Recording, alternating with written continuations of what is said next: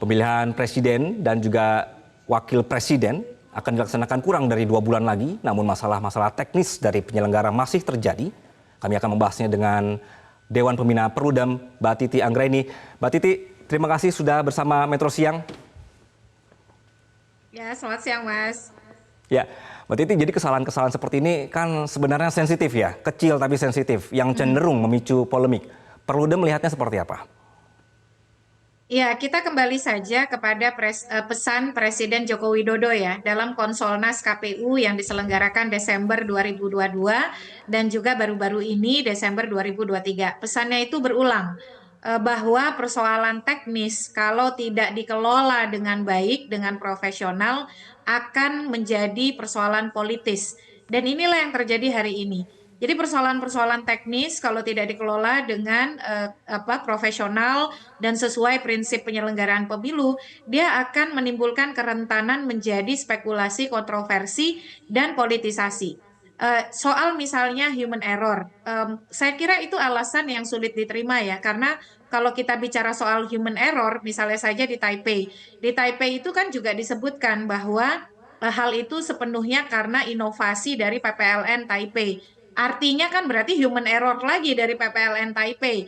Lalu yang sekarang juga soal surat suara simulasi yang mestinya simulasi itu memperagakan sesuatu dalam bentuk tiruan yang mirip dengan keadaan yang sesungguhnya. Itu kan makanya dari sisi desain TPS, jumlah pemilih, petugas, dan peserta yang disimulasikan itu menggambarkan kondisi real yang akan dihadapi pada hari H pemilu.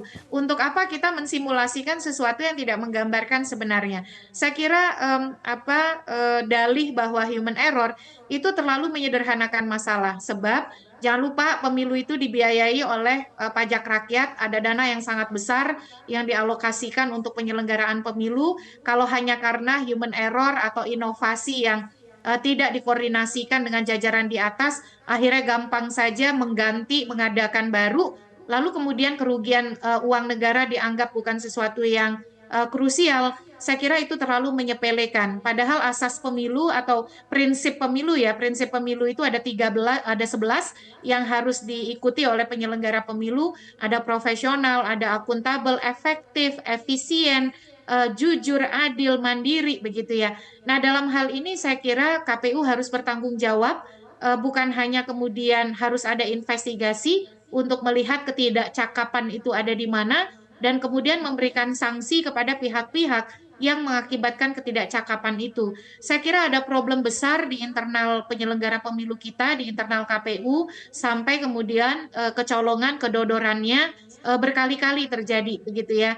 Disebut saja di Taipei, lalu kemudian persoalan misalnya komunikasi masalah format debat, yang akhirnya kemana-mana spekulasinya, dan yang sekarang soal simulasi. Simulasi ini bukan hanya di Banten yang menggunakan 2 pasangan calon, tetapi juga di Jawa Tengah yang disebutkan ya bukan hanya di kota Solo, tetapi juga ada di kampung saya di Lahat, misalnya di Sumatera Selatan, itu juga Oke. menggunakan hanya 2 peserta pemilu di surat suaranya.